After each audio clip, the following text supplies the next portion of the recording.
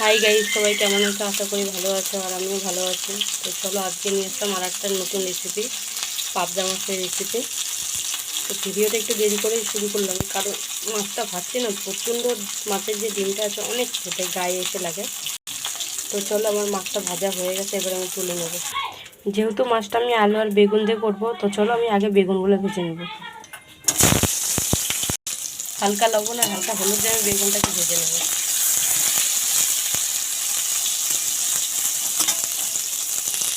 বেগুনগুলো ভাজা হয়ে গেছে, এবার আমি তুলে নেব। এবার আমি আলুগুলো ভেজে নেব। হালকা হলুদ আর অল্প একটু লবণে আমি আলুটাকে সুন্দর করে ভেজে নেব। ফেসবুকে ছোট ছোট ইউজারদের ভিডিও আসলে অনেক ইউজাররা আছে বড় যে ছোট ছোট ইউজারদের ভিডিওটা দেখো না, কিন্তু ছোট ছোট ইউজারদেরকে একবার সাপোর্ট করে দেখো, তার থেকে দ্বিগুণ সাপোর্ট তোমরা ছোট ছোট ইউজার থেকে পাবে। আমার আলু ভাজা হয়ে গেছে, এবার আমি তুলে নেব। আমি কালো জিরে আর শুকনো লঙ্কা দিয়ে দেবো। তোমরা চাইলে এখানে জিরে অন্য কিছু দিতে পারো। এবার আমি পেঁয়াজ দিয়ে দেবো।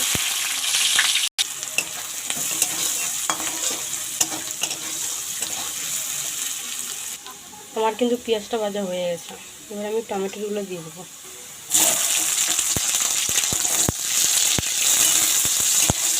আমার এখানে মশলাটা করা হয়ে গেছে। এখানে জিরার গুঁড়ো, ধনের গুঁড়ো, লঙ্কার গুঁড়ো, আদা বাটা, হলুদ, লবণ। এবারে আমি মশলাটা দিয়ে দেবো।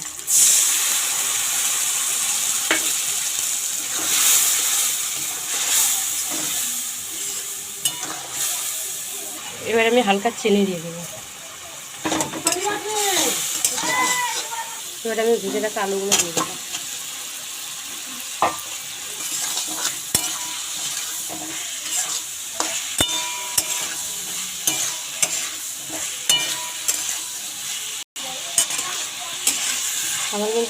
এবার আমি ভেজে রাখা বেগুনগুলো দিয়ে দেবো।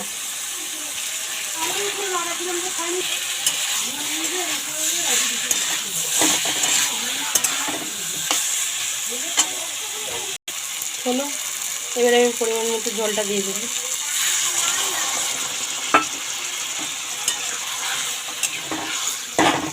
এবার আমি কাঁচা লঙ্কাগুলো দিয়ে দেবো। তোমরা চাইলে দিতেও পারে, নাও পারে।